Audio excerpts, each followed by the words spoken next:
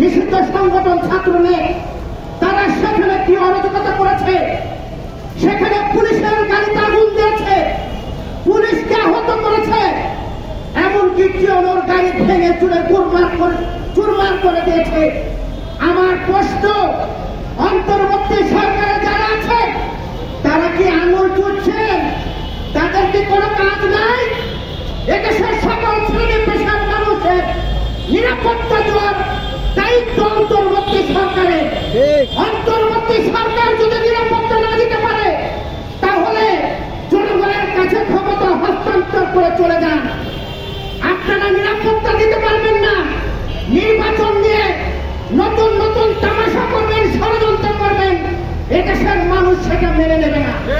আমরা স্পষ্ট ভাষায় বলতে চাই, আজকে এনসিপির সঙ্গে যে কাজ করা হয়েছে এটি কিন্তু আগামী দিনে আপনার আমার পর হতে পারে।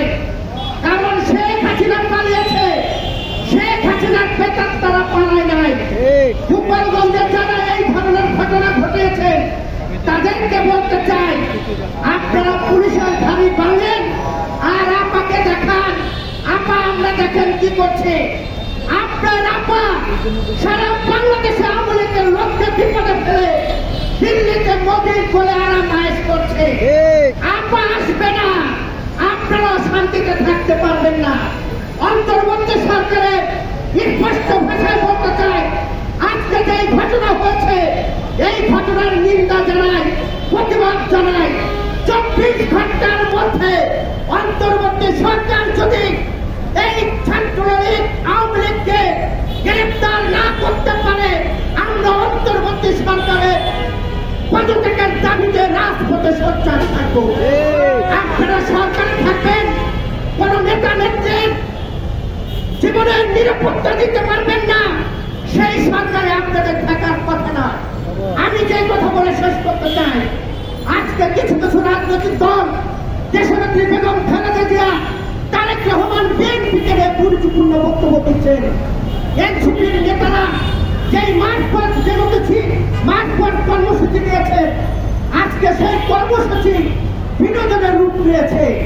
আমরা পত্র পত্রিকায় সোশ্যাল মিডিয়ায় খুললে দেখি তারা কোথাও গান গাচ্ছেন, নাই কোথাও গোসল করছেন। এই জনক বিচ্ছিন্ন একটি রাজনৈতিক দলের নেতারা যখন বিএনপিকে নিয়ে গুরুত্বপূর্ণ কথাবার্তা বলে তখন বাংলাদেশের মানুষ হতাশ হয় এবং কষ্ট পায়। এনসিপির সামনে যে সংকট তৈরি হচ্ছে, এই সংকট থেকে যদি বেরোতে হয় তাহলে বাংলাদেশের বৃক্ষ রাজনৈতিক দল বিএনপি এবং দেশনেত্রী বেগম খালেদা জিয়া, দেশনায়ক তারেক রহমান এদের পরামর্শ নেন, তাহলে আপনাদের সংকট কেটে যাবে।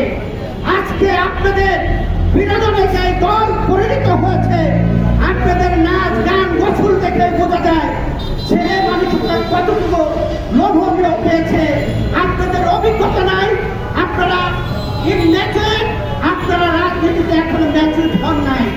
আমি ব্যক্তি রিপন 27-28 বছর রাজনীতি করছি, যতবার কারাগারে গিয়েছি, যতবার রিমান্ডে থেকেছি, যতবার ধান খেতে পাট খেতে মাজারে ঘুরিয়েছি, শত শত পয়সা পাঠিয়েছি, সেই কয়টা ভাগ্য আপনারা খান নাই।